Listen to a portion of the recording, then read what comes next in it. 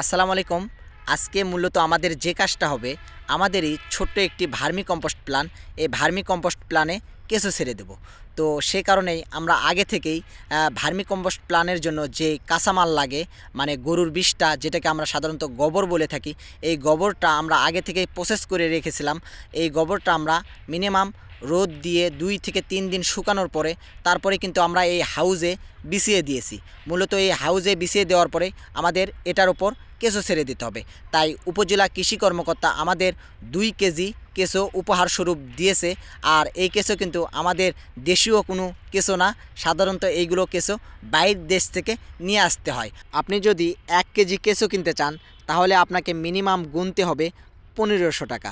Vermicompost সার কী, আর এই vermicompost সারের কাঁচামাল আসলে কোনটা, আর এই ভার্মিকম্পোস্ট সার তৈরি হয়ে যাওয়ার পরে আমরা এই ভার্মিকম্পোস্ট সারগুলো ইউজ করতে পারবো, এই কয়টা বিষয়ে আমি আজকে আপনাদের সঙ্গে ক্লিয়ার করব।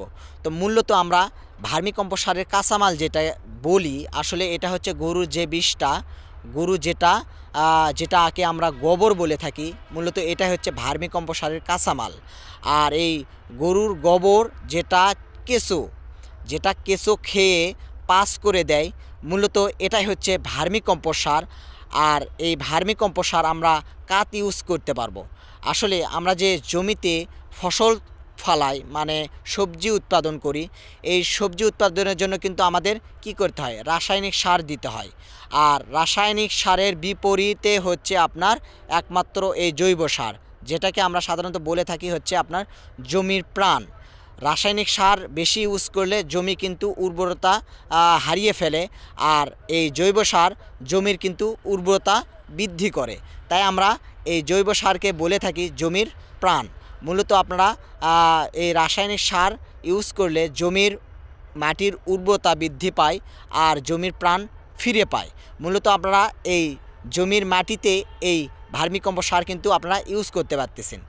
আর আরেকটা কথা বলে রাখি, আপনারা যারা ছাদ বাগানে আছেন, ছাদের ওপর অনেক ধরনের সবজি চাষ করেন এবং ফলের গাছও আছে, এই মাটি যখন আপনারা তৈরি করেন, এই মাটির ভিতর অবশ্যই কিন্তু আপনারা এই ভার্মিকম্পোস্ট সার যদি আপনারা মিক্স করেন তাহলে আপনার মাটির উর্বরতা বৃদ্ধি করবে, গাছের গ্রোথ কিন্তু ভালো হবে। আর গাছ ওইখান থেকে কিন্তু প্রচুর পরিমাণে খাদ্য গ্রহণ করতে পারবে।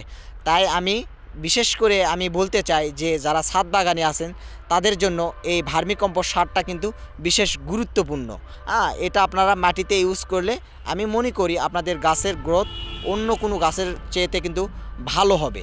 কেঁচোগুলো ছেড়ে দেওয়ার পরে আমরা 5 মিনিট পরে যাই দেখে নিচ্ছি যে আসলে কেঁচোগুলো কী করতেছে। কেঁচোগুলো কিন্তু তাদের কার্যক্রম কিন্তু অলরেডি শুরু করে দিয়েছে।